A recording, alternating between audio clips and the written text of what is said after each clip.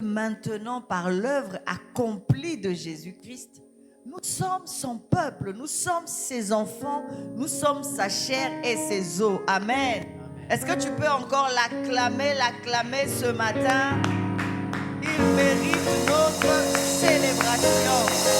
Alléluia. Merci Jésus. Amen. Je dis bonjour à tout le monde. Gloire à Jésus qui nous donne encore ce temps. Avant de rentrer dans notre moment de partage, nous allons proclamer la prière que nous déclarons à chaque fois. Amen. Notre déclaration de foi que nous faisons avant de laisser nos yeux se plonger dans la loi de la liberté. Amen. Alors tu vas le déclarer avec moi. 1, 2, 3. Père, je te suis reconnaissant de ce que tu m'as jugé digne de me confier ta parole. Car je suis né par ta parole, je vis par ta parole, au-dessus des circonstances et de toute autre situation. Je sais, Seigneur, que je gagne toujours, je réussis toujours et je prospère toujours selon ce que dit ta parole, dans le nom puissant de Jésus. Amen. Amen. On peut encore le célébrer. C'est la raison de notre présence en ce lieu. Alléluia. Père, merci.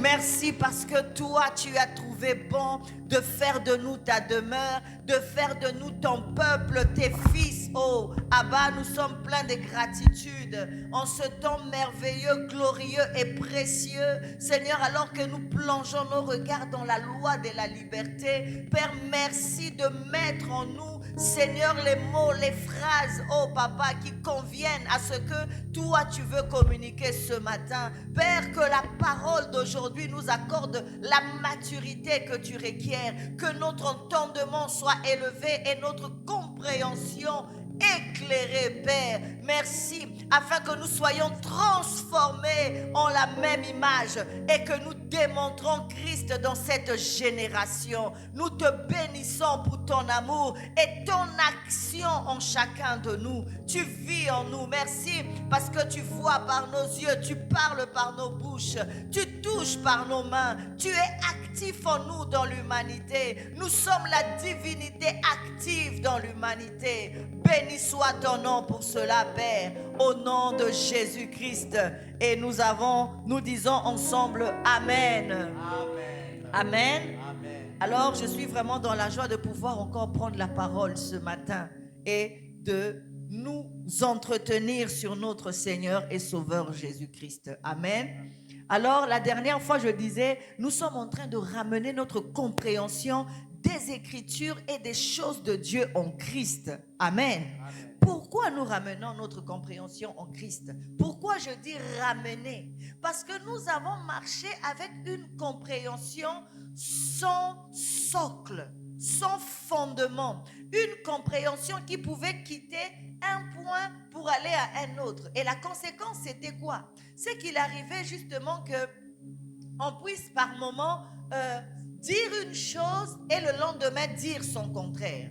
Il arrivait qu'on puisse nous dire, par exemple, Jésus-Christ est mort pour nos péchés, il a ôté le péché du monde, il est l'agneau que Dieu a choisi pour ôter le péché du monde, mais à un autre moment, on nous dit, demandons pardon pour nos péchés. On nous fait reconnaître l'existence des péchés alors que Christ est l'agneau de Dieu qui a ôté le péché du monde. La compréhension n'était pas fondée. Il n'y avait pas... le fondement était... il bougeait à chaque fois. Pourquoi nous voulons ramener la compréhension en Christ? Parce qu'il arrivait qu'on nous dise, par exemple... Nous sommes justifiés par Dieu. Christ, par l'offrande de son corps, nous a conduits à la perfection. Mais cette perfection est encore remise en cause parce qu'il y en a qui viennent dire personne n'est parfait, nul n'est parfait, il n'y a que Dieu qui est parfait. Du coup, aujourd'hui, on se retrouve avec des compréhensions diverses. Amen. Et cette instabilité de la prédication ou du message de Jésus faisait que chacun de nous avait son Jésus à lui.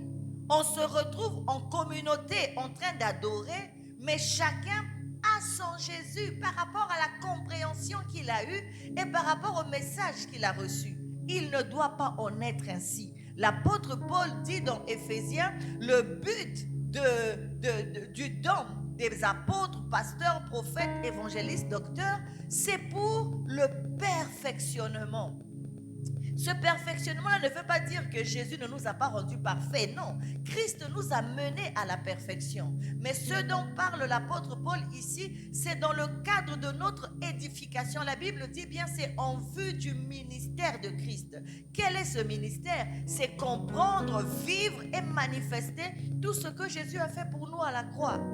Donc la raison pour laquelle nous venons à l'église, c'est aussi pour pouvoir avoir cette foi commune. Et il est important que le fondement soit solide, qu'il ne bouge pas. Lorsqu'on me dit que Jésus-Christ m'a mené à la perfection, qu'aucune autre prédication ne vienne demain pour dire « j'ai encore des choses à faire pour être perfectionné ». Que ce qui a été fait, que ce qui a été déclaré, reconnu et manifesté vrai dans ce que Jésus a fait ne soit pas remis en cause par une autre prédication. Amen. Et donc, pourquoi nous ramenons en Christ? Tout simplement parce que nous avons évolué sans fondement, alors que le fondement, c'est Jésus. Et la Bible dit dans Romains, ce fondement ne doit pas être déplacé. Il est posé bien calé une fois, le reste est bâti dessus. Le fondement aujourd'hui, c'est ce que nous voulons, c'est ce que nous parlons de Jésus-Christ. C'est comprendre ce qu'il a fait pour nous à la croix. Pourquoi Jésus qui est Dieu, qui n'a besoin de rien, comme dit Actes chapitre 17, Dieu n'a besoin de personne. Dieu n'a besoin de rien. Personne ne peut dire je vais servir Dieu puisque Dieu n'a besoin de rien. Donc, le Dieu qui n'a besoin de rien a aimé un homme qui avait besoin d'un sauveur. Et ce Dieu a trouvé bon de laisser sa nature de Dieu. Il n'a pas voulu rester comme ça pendant que l'homme était dans le péché. Dieu a trouvé bon de quitter sa nature de Dieu, de devenir un homme, de venir comme un simple serviteur. Le serviteur, c'est lui, c'est pas moi, c'est pas toi. Le serviteur, le Fils, a fait de nous des fils pour que nous devenions dans la maison de notre Père des fils qui sont en train de servir. Alors Dieu a quitté Dieu. Dieu a quitté l'état de non-besoin. Il a quitté l'état où il est complet pour devenir un homme, là où il avait besoin d'une barque. Là où il avait besoin de disciples à ses côtés, là où il avait besoin de s'abriter, de se reposer sur la poupe d'une barque. Il a quitté l'état de satisfaction permanent pour entrer dans un état de faiblesse et de limite. Dieu était limité. Jésus dans sa chair ne pouvait pas être à plusieurs endroits en même temps. Amen. Il est venu comme un homme, comme un serviteur. La Bible dit, il s'est lui-même humilié. Il a choisi de s'humilier. Il s'est abaissé. Il s'est dépouillé pour toi et moi. Et il ne s'est pas arrêté là. Il était conscient. Il parlait aux disciples en disant, voici nous montons à Jérusalem. Le Fils de l'homme va être livré entre les mains des païens. On l'outragera, on le frappera de verges, on le crucifiera. Le troisième jour, il ressuscitera. Jésus le savait. Et vous savez, ce qui était dur pour Christ, déjà la croix était un poids. La croix était quelque chose de terrible. La Bible dit Christ priant avant d'entrer dans sa passion, dans la mort. La sueur de Christ était devenue comme des grumeaux de sang. Bien-aimés, nous n'avons pas un salut acheté avec des choses périssables. Dieu n'a pas payé quelque chose qu'on peut trouver dans ce monde pour t'avoir. Ce que Dieu a dépensé pour t'avoir n'a pas de prix. La vie du Fils unique de Dieu. La Bible dit que son sang devenait comme les grumeaux. Et nous savons que Christ, à Gethsemane, priait, pleurant, demandant à son Père, n'est-il pas possible que cette coupe s'éloigne? Mais la coupe, ce n'était pas la croix. Jésus savait ce qu'il allait vivre.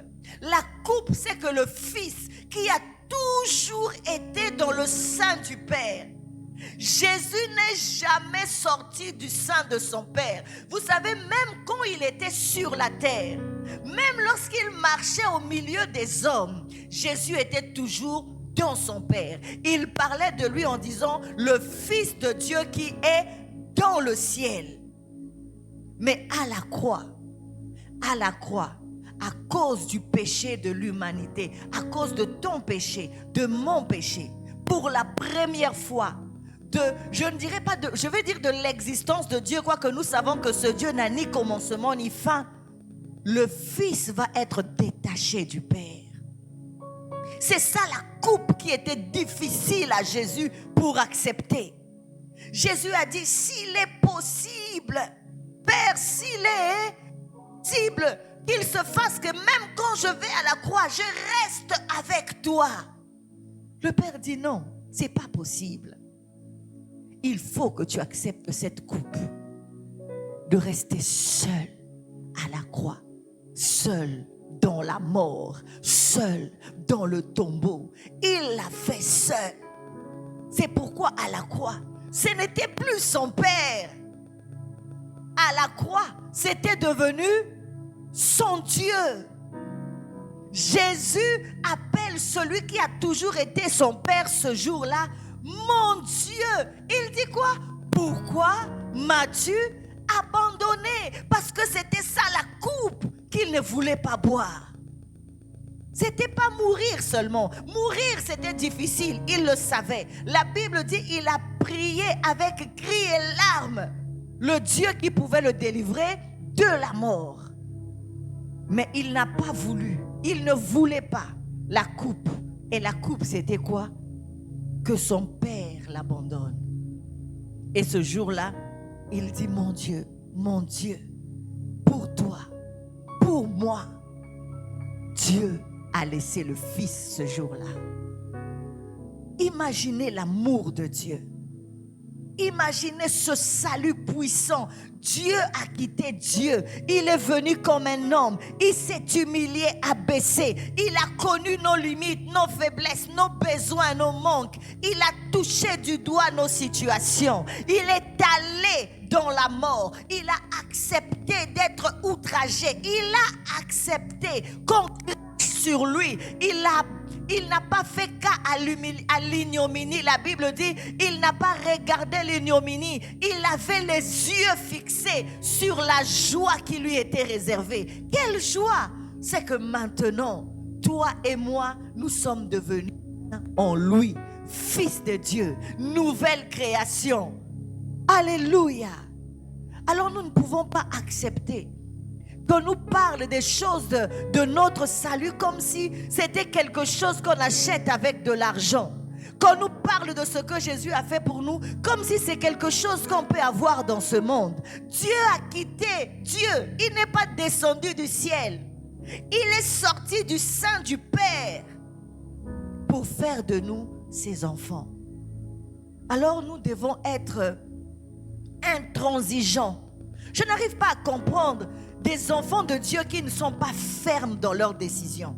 Je vois des personnes qui sont conscientes que là où je suis en train d'être enseigné, l'enseignement n'est pas conforme à la vérité.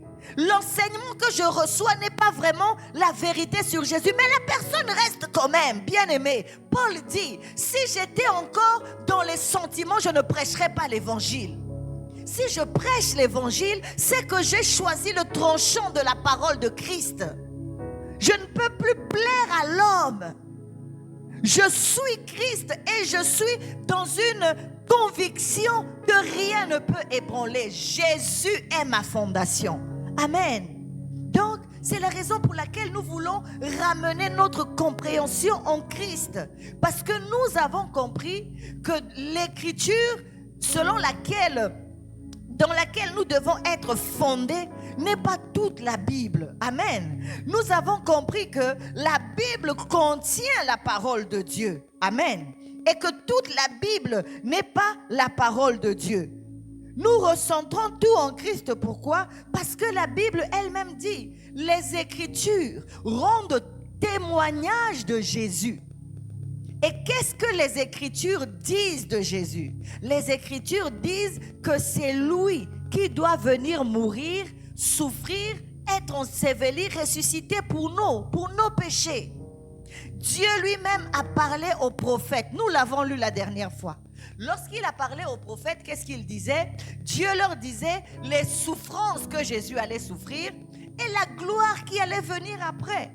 Jésus lui-même, lorsqu'il vient, il parle de la même chose. Jésus dit aux disciples, nous sommes en train de monter à Jérusalem. Le Fils de l'homme sera livré entre les mains des païens. On l'outragera, on crachera sur lui, on le crucifiera. Le troisième jour, il ressuscitera. La même chose depuis le départ. Chez Abraham, Dieu parle de Jésus dans une faiblesse. Il dit, ta postérité, par ta postérité, toutes les nations de la terre seront bénies. Mais Abraham ne sait pas comment. Abraham ne sait même pas c'est quelle postérité. Mais nous savons que c'est de Christ que le Seigneur parlait, que ce n'était pas Isaac. Amen. Jésus dit lui-même que Moïse a écrit de moi. Abraham a reçu la pensée de Christ. Dès le jardin d'Éden, Dieu parle de la postérité de la femme qui viendra écraser la tête du serpent. Ça veut dire que nous devons chercher la parole de Dieu dans la Bible ou dans les Écritures. Trouver la parole qui est le fondement. Trouver la parole qui communique la foi. Parce que la Bible dit la foi vient de ce qu'on entend de la parole de Christ. Que ce ne soit pas des choses de sentiments dans la vie des gens, mais que ce soit des paroles que lorsque nous les écoutons, nos vies sont complètement transformées, rafraîchies, revigorées. Amen. Donc, faute de voir Jésus dans les Écritures, beaucoup se sont perdus. On a parlé du mariage, on a parlé de possession des biens, de prospérité, mais on n'a pas trouvé Jésus-Christ. Et ça fait quoi? C'est les hommes qui ont été élevés. C'est les prédicateurs qui ont reçu l'honneur de Christ.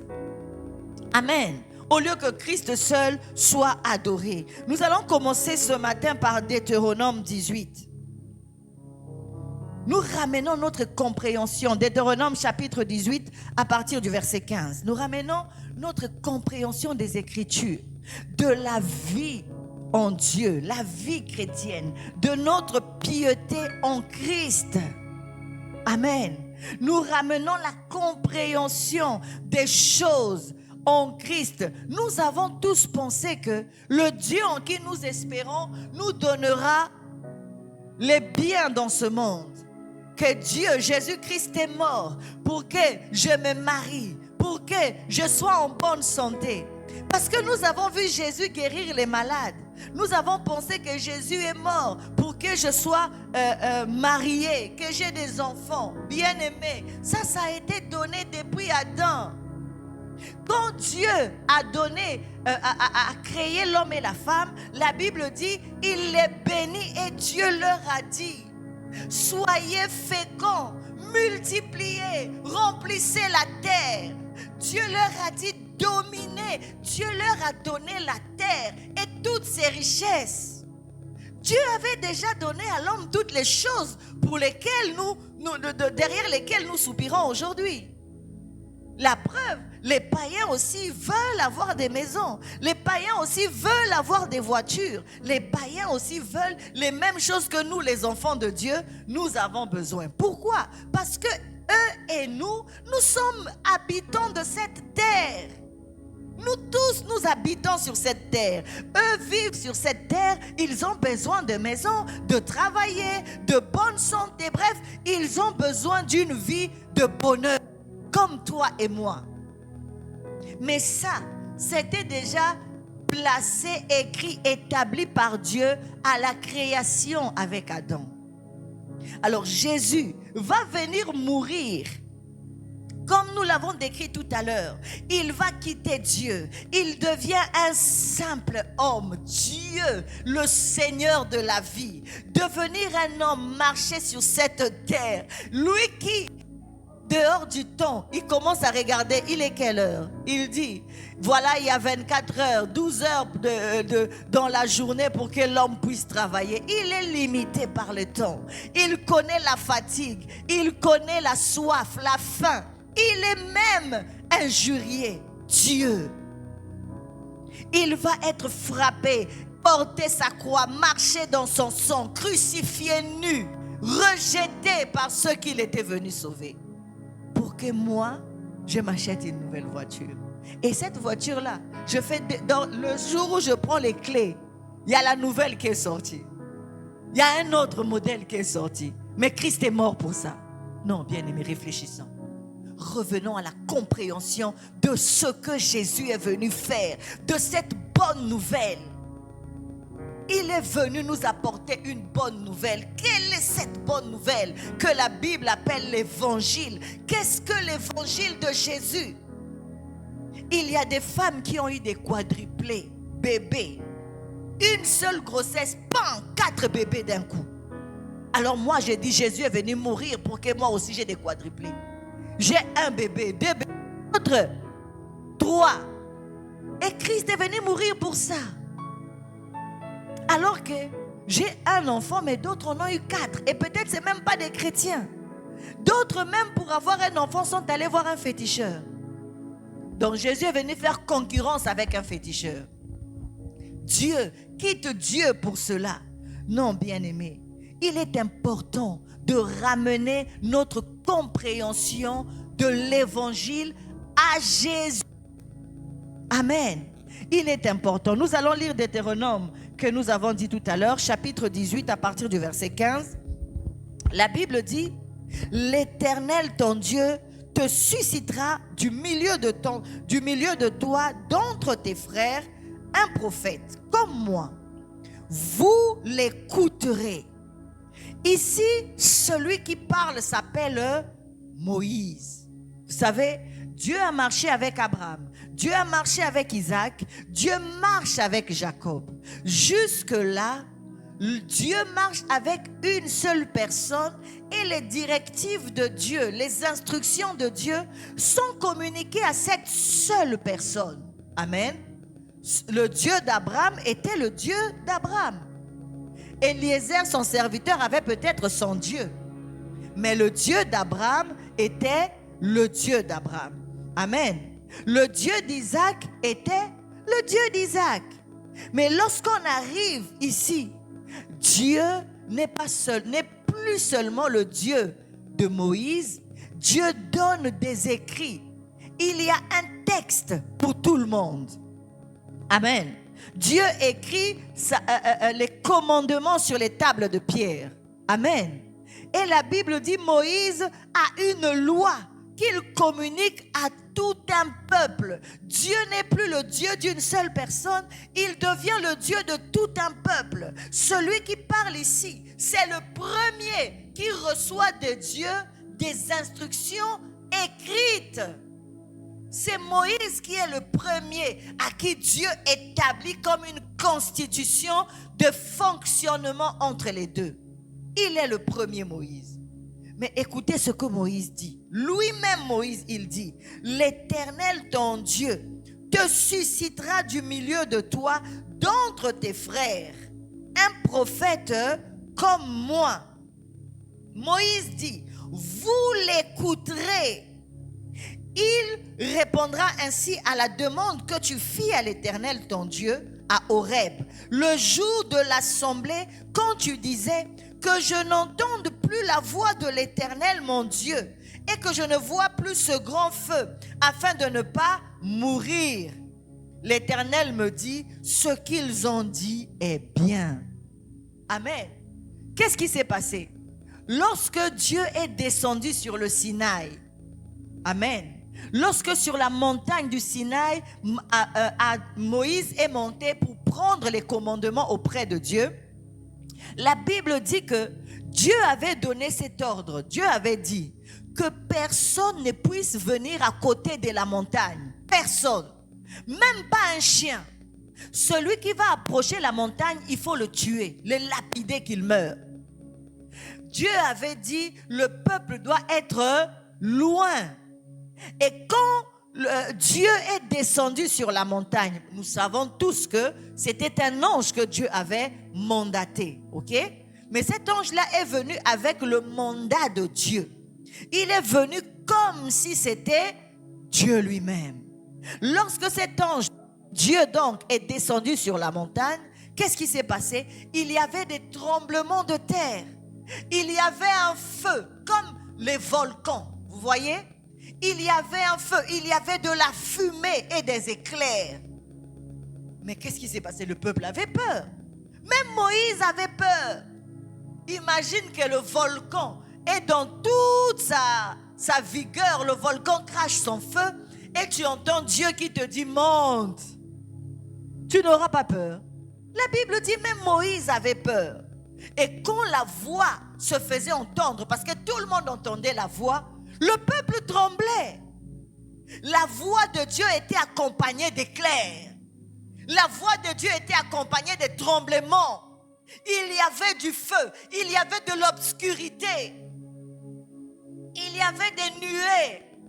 Le peuple avait peur en disant non, non, non, c'est bon, on a vu que c'est Dieu, mais qu'il ne nous parle pas, nous on ne veut pas mourir, parce que sa voix là c'est trop puissant. Le peuple a dit nous on ne veut pas l'entendre, parce qu'on risque de mourir. Donc ils vont dire Moïse s'il te plaît, que Dieu te parle à toi, mais pas à nous directement, parce que... Mais le dessein, l'objectif de Dieu au départ, c'était de parler direct au peuple. Mais le peuple va voir que nous ne pouvons pas supporter la voix de Dieu. Elle nous fait peur. Nous avons peur de mourir parce qu'au mot de Dieu, quand Dieu parlait, la terre tremblait. Quand Dieu parlait, les éclairs dans le ciel, le feu, et dans tout ça, une obscurité effrayante. Alors le peuple a dit, je ne veux pas mourir. Donc Dieu, pour répondre à ce que le peuple a dit, qu'est-ce que le peuple avait dit? On ne veut pas mourir. Je ne veux pas mourir. Pour répondre à ce que le peuple avait demandé, voici la parole que Dieu va donner à Moïse. Dieu va dire à Moïse, l'Éternel ton Dieu te suscitera du milieu de toi. Toi ici c'est pour Israël. Amen.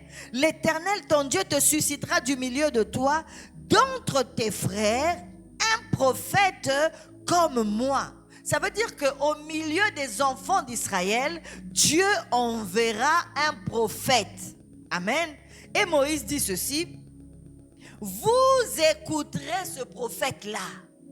Vous devez l'écouter. Pourquoi vous devez l'écouter? Pourquoi les gens Israël devait écouter le prophète que Dieu allait envoyer? Verset 16, il dit, parce que Dieu va répondre à la demande que vous lui avez faite le jour où vous aviez peur, quand la montagne était en feu. Par ce prophète-là, Dieu répondra à la demande. Quelle était la demande? On ne veut pas mourir. Donc ce prophète-là viendra pour que vous ne puissiez pas mourir. Et il dit, la demande que tu lui fis quand tu disais que je n'entende plus la voix de l'Éternel mon Dieu et que je ne vois plus ce grand feu afin de ne pas mourir. Donc lorsque Dieu enverra le prophète qu'il a promis ici, ce prophète-là est la réponse de Dieu à la demande du peuple. Nous ne voulons pas mourir. Personne ne veut mourir. Amen. La Bible dit ceci au verset 17. L'Éternel me dit, ce qu'ils ont dit est bien. Je leur susciterai du milieu de leurs frères un prophète comme toi. Et il dit ensuite, je mettrai mes paroles dans sa bouche. Et il leur dira tout ce que je lui commanderai. Donc Moïse a reçu le commandement de Dieu. Moïse a la loi. Nous tous, nous connaissons la loi de Moïse, n'est-ce pas?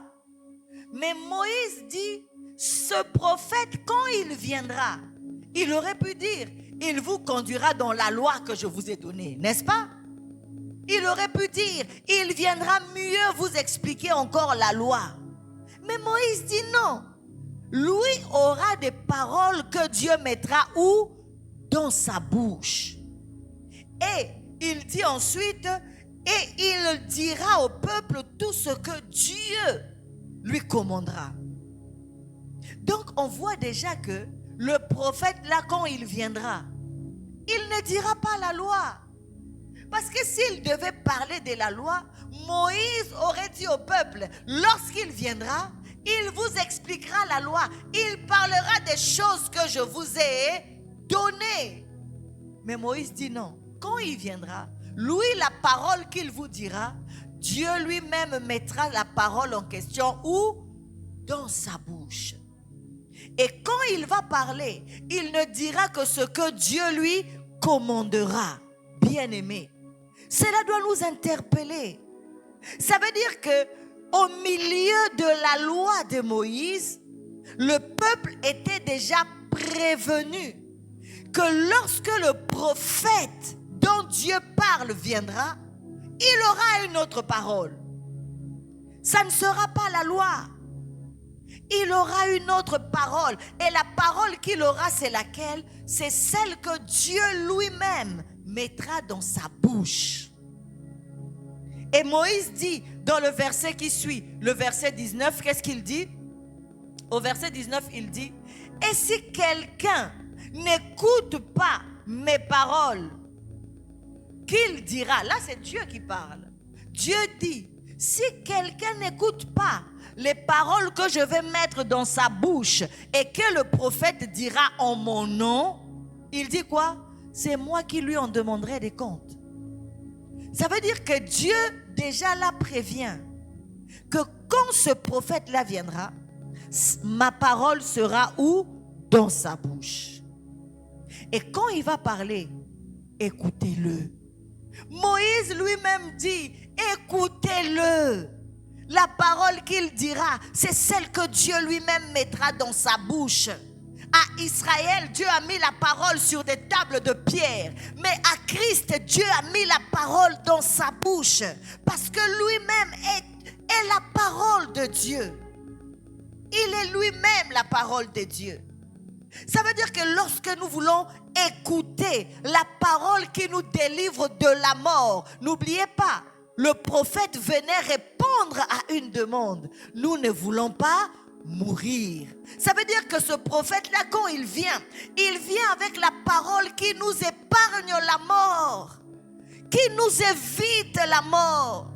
Nous devons l'écouter lui. C'est lui que nous devons chercher. Pourquoi? Parce que Dieu lui-même a mis ses paroles dans sa bouche. Lorsqu'il parle, il t'évite la mort. Écoute-le. Moïse a dit écoutez-le, parce qu'il viendra répondre à votre besoin, celui de ne pas mourir. Amen. Et donc aujourd'hui, nous tous, nous savons que Jésus est venu. Mais nous devons maintenant savoir, chercher quoi?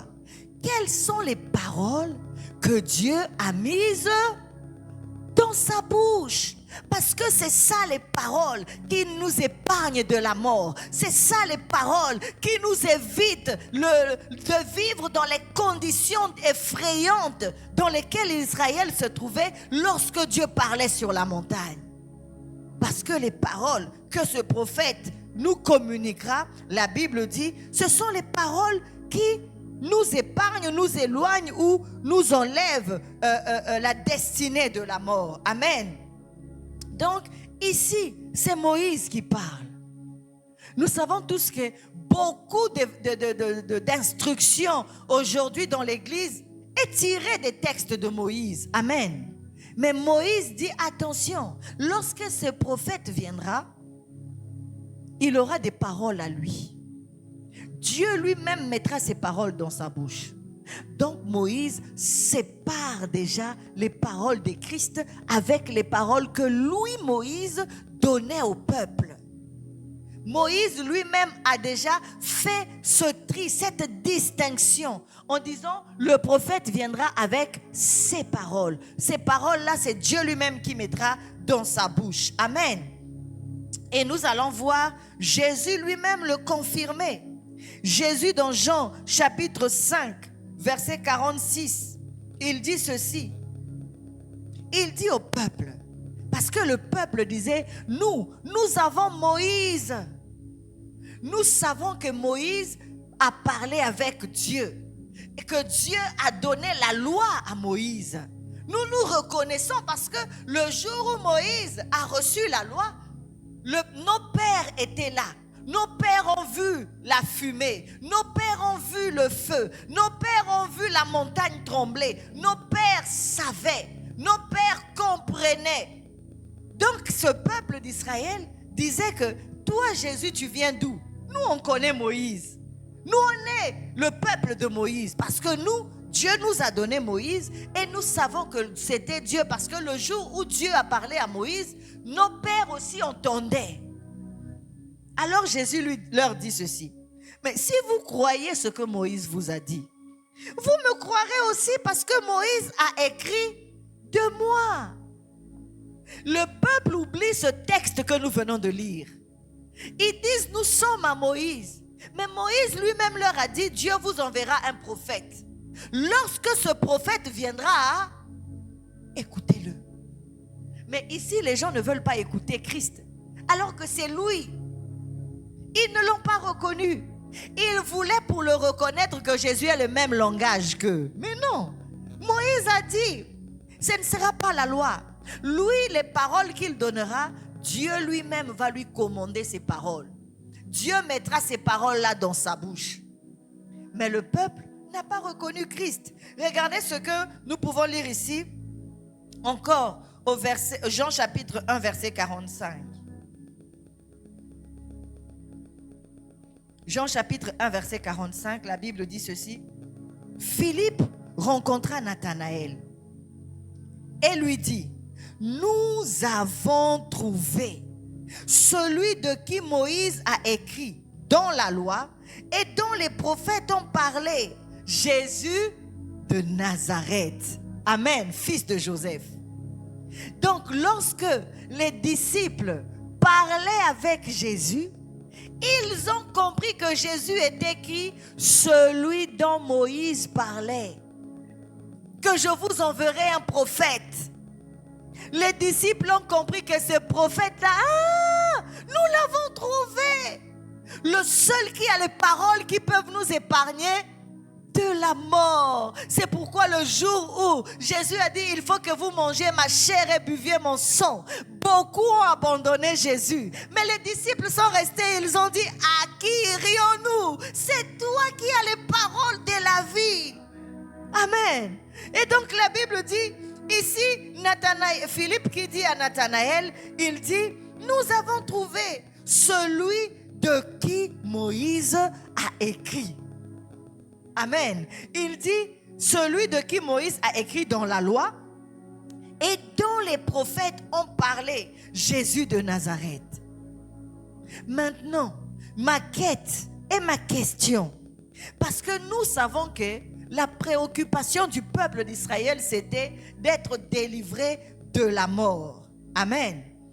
Quelles sont ces paroles que Dieu a mis dans la bouche de Jésus-Christ? On va lire Jean chapitre 7 et Jean chapitre 12 ensuite. Jean chapitre 7, versets 16 à 17. Et nous irons ensuite dans Jean chapitre 12, verset 49. Mais commençons par Jean chapitre 7. Parce que si c'est Jésus, Dieu avait dit dans Deutéronome, les paroles que je mettrai mes paroles dans sa bouche, il ne dira que ce que je lui commanderai. Vous savez, c'est ce que Dieu avait dit. Il leur dira tout ce que je lui commanderai. Jésus avait des ordres reçus du Père. Il ne pouvait pas dire n'importe quoi. Amen. Dans Jean 7, verset 16, la Bible dit ceci. Jésus leur répondit, ma doctrine n'est pas de moi, Il dit les enseignements, il dit les choses que je dis, ma doctrine n'est pas de moi, mais de celui qui m'a envoyé. Si quelqu'un veut faire sa volonté, il connaîtra si ma doctrine est de Dieu ou si je parle de mon chef, ça veut dire de moi-même. Donc ici Jésus dit, les choses que je dis, c'est pas moi. Si quelqu'un veut faire la volonté de Dieu, vous savez c'était quoi la volonté de Dieu pour Jésus? C'était que Jésus meure. Si toi tu veux faire ma volonté, tu veux aller à la croix à ma place, tu sauras que c'est pas moi. Amen. Toi tu veux faire sa volonté.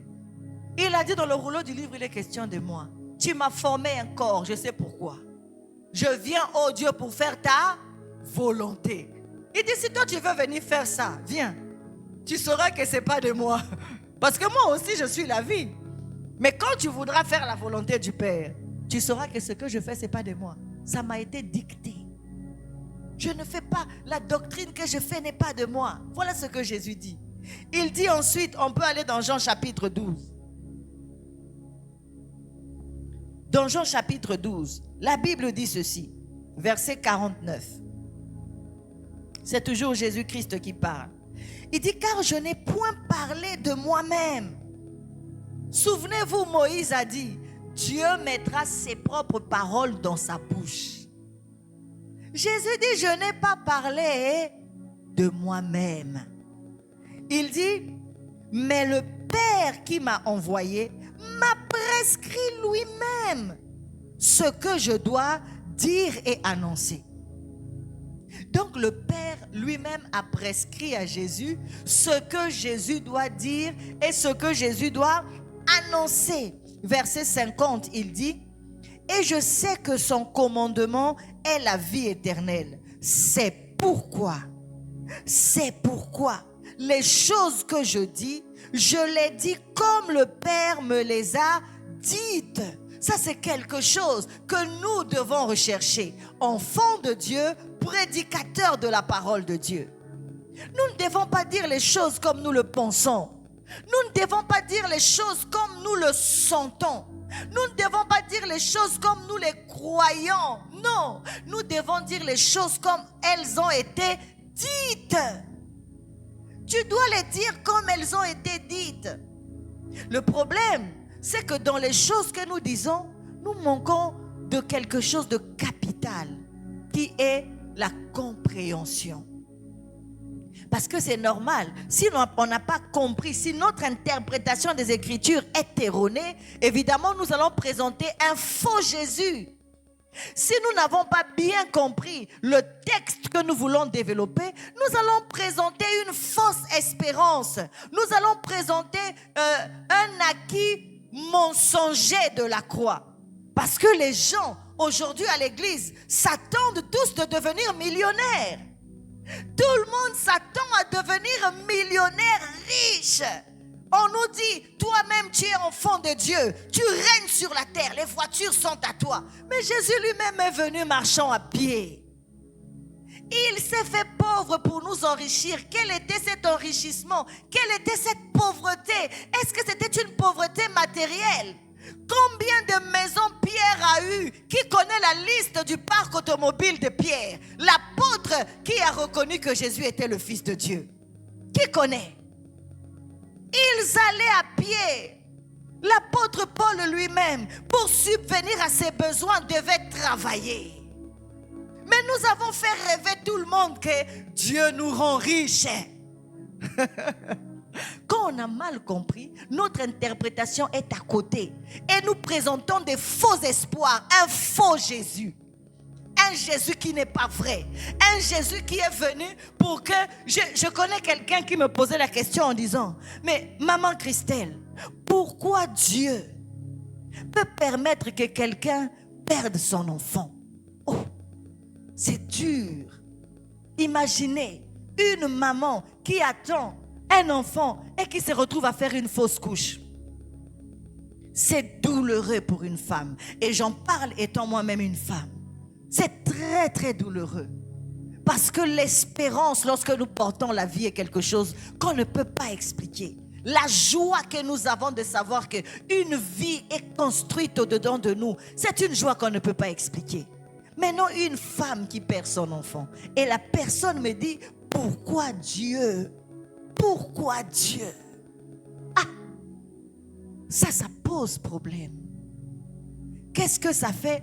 C'est qu'on n'a pas compris que le Dieu que nous sommes en train d'adorer, le Dieu qui vit en nous, nous a aimés d'un amour. La Bible dit, on ne peut en connaître la hauteur, la profondeur, la largeur. Alors si tu me dis pourquoi Dieu, la première chose c'est que je me pose question de son amour. Nous n'avons pas compris que nous procréons, nous avons des enfants sur base d'un principe de procréation établi dès le temps où Dieu a créé Adam et Ève. Dieu a dit, allez multiplier. Nous sommes comme les grains d'haricots. Tu le mets, il produira. Ce n'est plus Dieu qui vient travailler. Il a mis les principes de procréation ou de multiplication. La semence a en elle-même le pouvoir de manifester. L'arbre est encore des semences. C'est ça en nous. Maintenant, les conditions dans lesquelles tu vis, les circonstances, les peut-être maladies peut-être que tu as eu, les situations que tu as eu à vivre, il y en a qui, parce qu'ils ont respiré des choses qui ne sont pas bien, ça affecte le développement de la grossesse. Ce sont des choses de ce monde déchu. Le corps n'est pas hérité, la chair et le sang. Pourquoi? Parce que la chair et le sang font partie de l'ancienne création. Il peut arriver, oui, c'est très dur à le dire, que tu perdes un bébé, ça ne veut pas dire que c'est Dieu. Maintenant tu me diras, pourquoi Dieu ne l'a pas évité? Dieu nous a donné Christ. Et si nous n'avons pas compris ce que Dieu a fait pour nous en Jésus, nous mourrons dans nos péchés. Vous savez ce que Jésus a dit? On est venu lui raconter, Seigneur, il y a des Juifs qui avaient été présentés des sacrifices au temple. Et le roi les a fait tuer. Il a mélangé leur sang avec le sang de leur sacrifice. Jésus leur répond, si vous ne croyez pas non plus en ce que je suis, vous mourrez comme ça. Le seul qui nous épargne de la mort, c'est Christ. Le seul qui nous fait surmonter les circonstances, c'est Christ. Il est le prophète qui a été envoyé. Mais notre fondement en Jésus a été mal posé. Nous avons cru en Jésus dans des choses qu'il n'a pas fait pour nous. Jésus n'est pas mort pour que moi j'ai plus d'argent, mais Jésus est mort pour que je sois lui et que dans les circonstances je me présente comme lui devant qui ne me donnera pas de fruits. Je lui dirai que personne ne mange de ton fruit parce que je suis Jésus. Si moi je ne mange pas, alors personne ne mange. Voilà ce que Jésus a fait de moi. J'assume mon identité. J'assume et je reconnais l'œuvre accomplie. Je suis la nouveauté de vie. Je suis une création qui n'a jamais existé. Mon essence ne fait pas partie de cette création. Je suis étrangère dans les situations des hommes.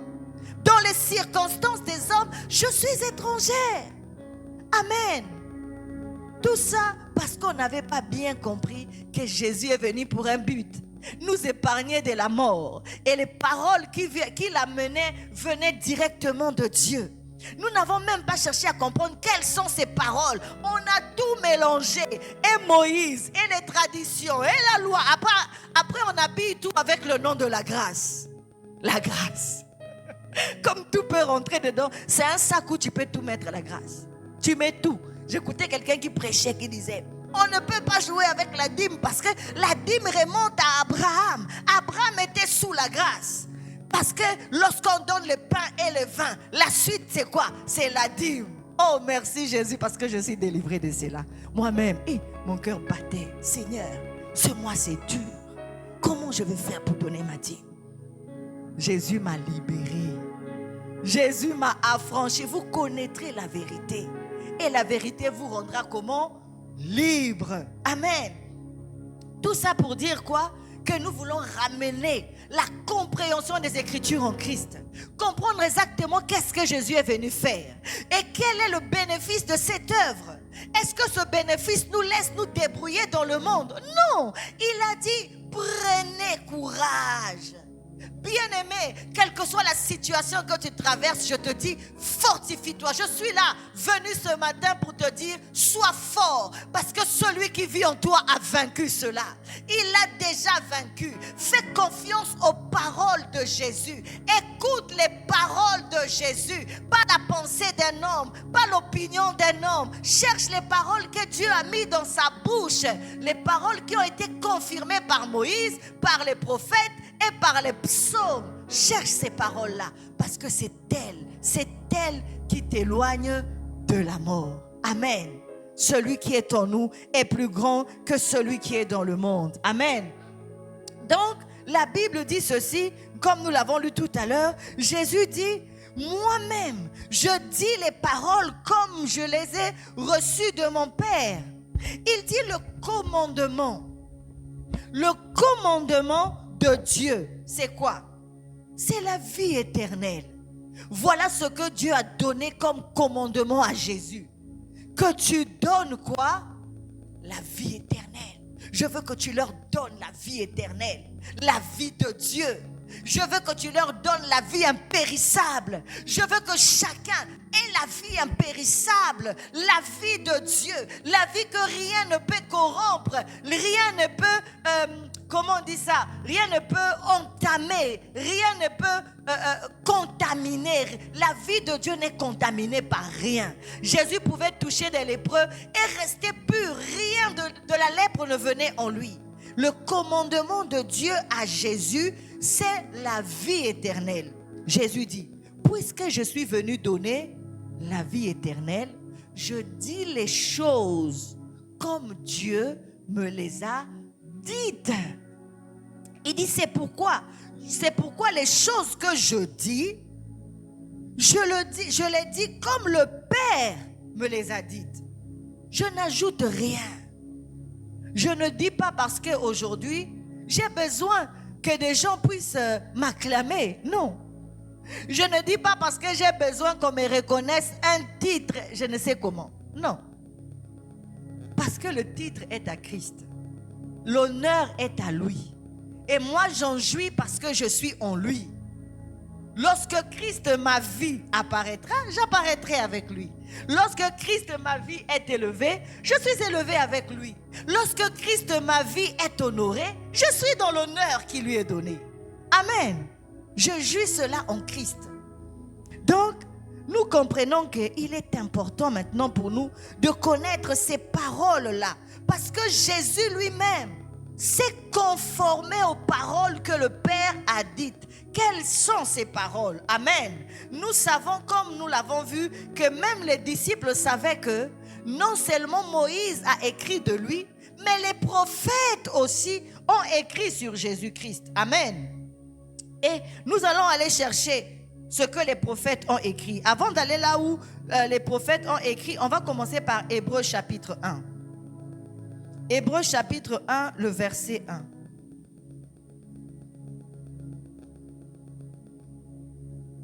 Amen. Est-ce que tout le monde est là? Est-ce que tu veux connaître les paroles que Dieu a mises dans la bouche de Jésus-Christ? Amen. Alors, dans Hébreux chapitre 1, nous allons lire, la Bible dit, après avoir autrefois, à plusieurs reprises et de plusieurs manières, parlé à nos pères. Amen. Déjà, ici, il y a un mot qui est important. L'auteur aux Hébreux dit après. Après. Donc, Dieu avait d'abord. Donc, quand on parle d'après, ça veut dire qu'il y a quelque chose qui est venu avant. Il y a quelque chose qui était avant. Une fois que la chose d'avant est terminée, on dit maintenant après. Donc, avant, qu'est-ce que Dieu a fait? Dieu avait parlé au père, donc au patriarche juif. Il dit de plusieurs manières et à plusieurs reprises. La Bible dit après avoir autrefois, à plusieurs reprises et de plusieurs manières, parlé à nos pères par les prophètes. Dieu a parlé par les prophètes. Ça veut dire avant, Dieu parlait par les prophètes. Avant, Jérémie pouvait se lever et dire « Ainsi dit le Seigneur ». Avant, Ésaïe pouvait se lever et dire « Voici, mon serviteur prospérera ». Avant, Naoum pouvait se lever, Habakkuk pouvait se lever. Avant, les hommes se levaient et parlaient de la part de Dieu. Et la Bible dit, Dieu l'a fait de plusieurs manières à plusieurs reprises. Pourquoi plusieurs manières? Parce que la révélation de la pensée de Dieu allait petit à petit. Vous avez vu Abraham, d'abord dans le jardin, la pensée de Dieu, c'est la postérité de la femme. Dieu dit, la postérité de la femme écrasera la tête du serpent. Quand on arrive à Abraham, il lui dit, ce n'est plus la postérité de la femme. C'est maintenant ta postérité. N'est-ce pas? Dieu dit, toutes les nations de la terre seront bénies en ta postérité. Lorsqu'on arrive chez Moïse, on voit, c'est maintenant un prophète. J'enverrai un prophète. Lorsqu'on arrive dans Ésaïe, qu'est-ce qu'on apprend? Mon serviteur. Ah, ça sera un serviteur. Quand on parle dans Zacharie, il parle du germe de l'Éternel. Dieu a parlé de plusieurs manières. La révélation allait tout doucement. La révélation de Dieu va arriver à son paroxysme lorsque le dernier des prophètes de la loi va apparaître, va venir. Lorsque Jean le Baptiste vient, lui, il ne parle plus dans des signes. Lui, il ne dit plus, ça sera une postérité, ça sera un serviteur, ça sera un germe.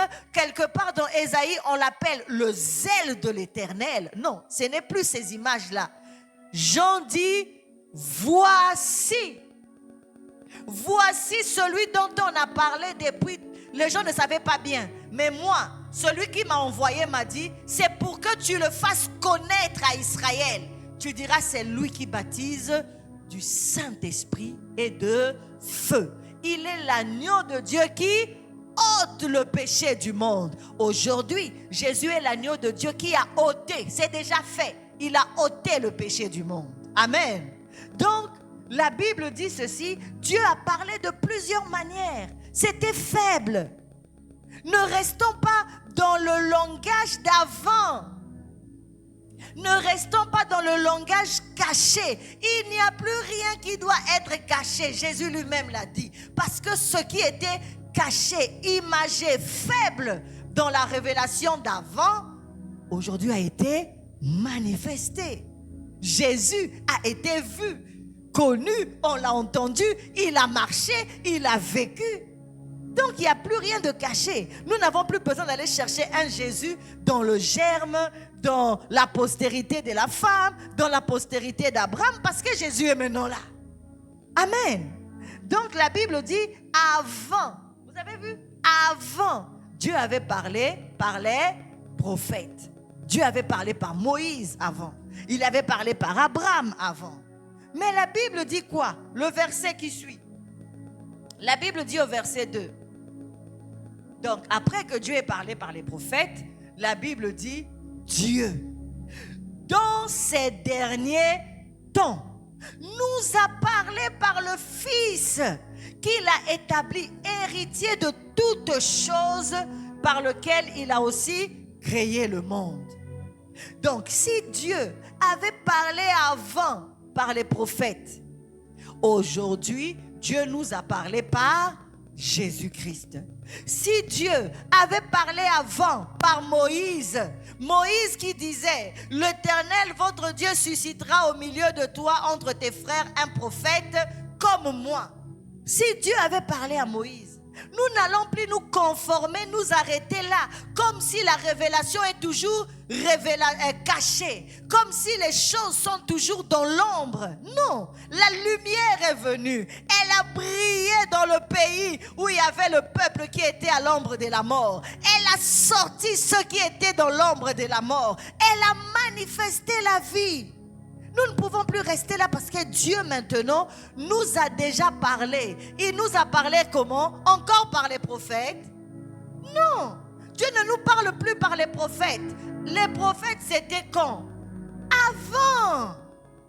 Il nous parlait par les prophètes avant.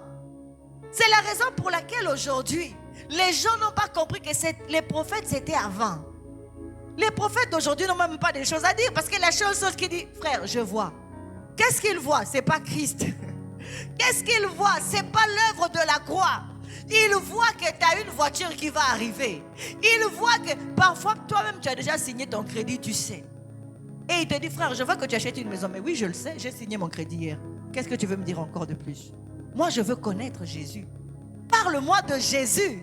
Dis-moi ce qu'il a fait parce que dans sa bouche, il y a des paroles qui me délivrent de la mort. Qu'est-ce que tu veux me dire? Et il vit un prophète. Qu'est-ce qu'il a fait? Il peut voir la couleur de ta maison. Il peut te dire le sous-vêtement que tu as porté. Oh mon homme, vraiment c'est tellement bas. C'est tellement bas. Et nous sommes là, bien-aimés. Nous sommes là, en train de dire, come on! On t'a révélé la couleur de ta maison. D'ailleurs, tu la vois tellement que tu ne la vois plus. Mais parce qu'on t'a dit la couleur de ta maison, tu dis come on. Tu diras come on même à un féticheur, mon bien-aimé. Parce que même le féticheur le saura. Mais ce que Christ a fait dans le tombeau, hey, ce que Jésus a fait à la sortie du tombeau, lorsqu'il a dit les portes du séjour des morts ne prévaudront point contre mon église. Tu sais pourquoi? Et tu sais comment tu peux l'appliquer à ta vie? Ça, le prophète ne te l'a pas dit. Parce que Dieu a parlé par les prophètes avant. Maintenant, Dieu parle par le Fils. Si celui qui te parle n'a pas les paroles que Dieu a mises dans la bouche du Fils, ne l'écoute pas. Il ne te rend pas service. La mort vaincra encore sur toi. Le monde dominera encore sur toi. La seule chose qui te donne la victoire sur le monde, c'est qu'on te parle les paroles que le Fils a reçues de son Père. Si on ne te le dit pas, la maladie aura la victoire sur toi. Tu crieras sans effet. Effet sera fois 1000. Parce que les paroles que le prophète t'a emmenées ne t'a fait que connaître la nouvelle paire de chaussures que tu vas acheter. Elle t'a fait que connaître le péché que tu as fait hier. Frère, je t'ai vu hier avec une femme au marché. Tu la tenais par la main. Et c'est une sœur, une femme mariée. Oui, mais et alors? Parle-moi de Jésus qui est venu porter mon péché. Donne-moi la cure qui me fera sortir de cela. Amen. Dis-moi que Christ a ôté ce péché. Révèle-moi l'enseignement qui est en Jésus, qui me donnera à me dépouiller de cela.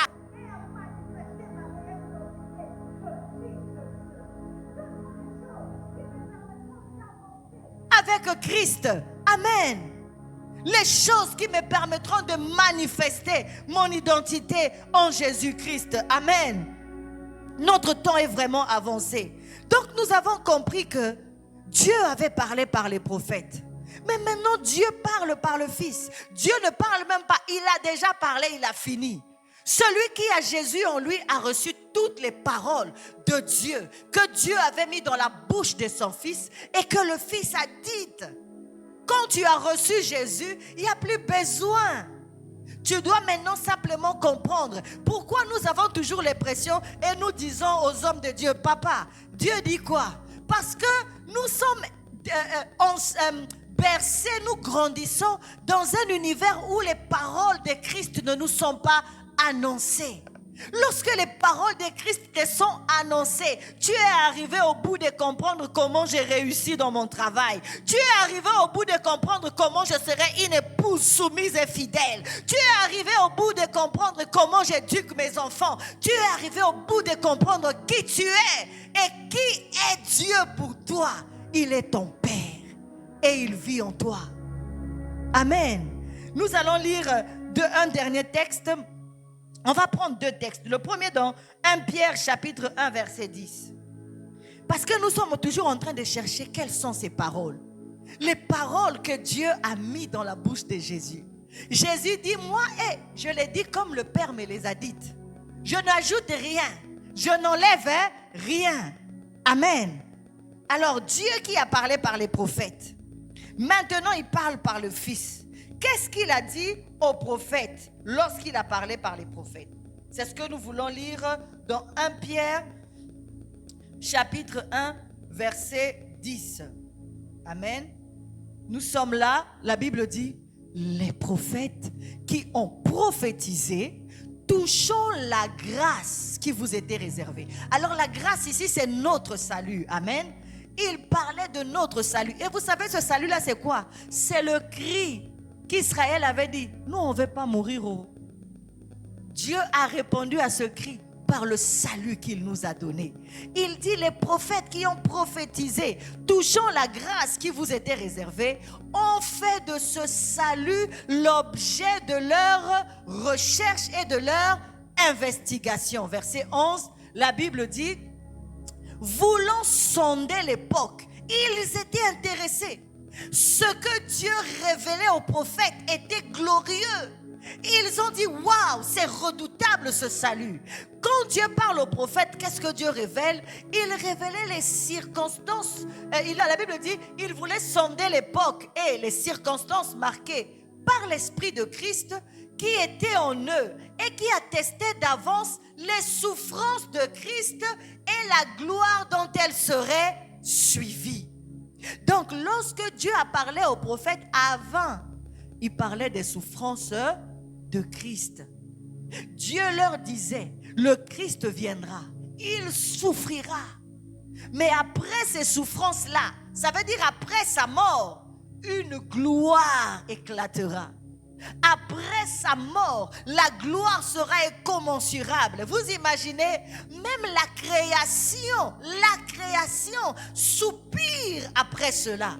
Elle veut voir la gloire qui s'est suivie. Vous savez c'est quoi cette gloire? C'est que Dieu vit en toi. Alléluia. Bien-aimé, le Dieu que personne n'avait jamais vu. Aujourd'hui, le soleil rince ses yeux chaque matin quand je me lève. Parce que je suis cette gloire. Quand la lune me voit, elle trouve le sens de son existence. La terre même respire un peu parce que je suis encore sur cette terre. Je suis la gloire qui devait suivre les souffrances de Christ. Amen. La Bible dit, voilà ce que les prophètes prophétisaient. Voilà ce que Moïse a dit, ce que Abraham a reçu de Dieu, ce que Dieu a dit depuis le jardin d'Éden, c'est que Christ viendrait, il souffrirait, il serait enseveli et il ressusciterait d'entre les morts et la gloire suivrait toutes ces choses. Amen. Les paroles que Dieu a mis dans la bouche de Jésus, c'est cela. On va terminer aujourd'hui en lisant Luc chapitre 24. On va commencer au verset 43 et c'est notre dernier texte d'aujourd'hui. Bien-aimés, le but de ramener nos pensées en Christ, de ramener notre compréhension des textes en Christ, de ramener notre vie de tous les jours. Le chrétien est devenu comme quelqu'un qui vit dans un pays de famine et qui tous les jours attend les westerns de Dieu. Tous les jours attend que Dieu lui envoie un petit MTN, comme on dit en Afrique, un petit MTN dans le téléphone. Il veut que Dieu lui envoie un tap-tap. Hein, c'est comme ça. Tap-tap, on appelle ça comment? M-Pesa, voilà. On attend le M-Pesa de Dieu. Mais lui, il vit là où il y a la famine. Bien aimé, c'est pas ça ce que Jésus a fait. Mon Dieu, s'il fallait qu'il travaille toujours par correspondance, pourquoi il doit venir lui-même en chair? Réfléchissons un peu. Pourquoi il doit... C'est comme si tu veux aider ton frère qui est dans un autre pays. Tu fais l'avion, tu pars, mais tu ne l'as pas encore aidé. Tu repars de là où tu étais, maintenant tu commences à envoyer. Tu es venu, traite le problème, mon frère. Pourquoi je dois attendre encore que tu repartes? Toi, tu habites loin, après il y aura un problème de réseau ou un problème de... Non, tu es là, traite mon problème. Jésus a quitté le Père, il est venu. Il repart pour te faire des transferts. Il doit t'envoyer la paix. Il doit t'envoyer un peu de joie. Et des fois, comme les transferts, ça pose problème. On n'a pas bien mis le code. Tu t'es trompé d'un chiffre dans le code. Tu veux retirer ta paix. On dit non, c'est pas toi. C'est pas toi. Le code n'est pas bon. Tu dis Seigneur Jésus, regarde. Jusqu'aujourd'hui, regarde ma vie. Non, on n'a pas compris le salut. Il est incommensurable notre salut. Luc chapitre 24 verset 43.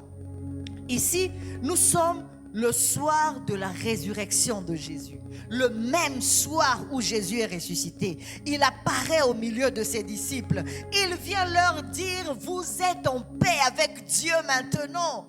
Il leur montre ses blessures, les trous, les stigmates de ses mains, de son côté, en disant, Dieu n'a plus rien contre vous. Vous êtes acceptés. Amen.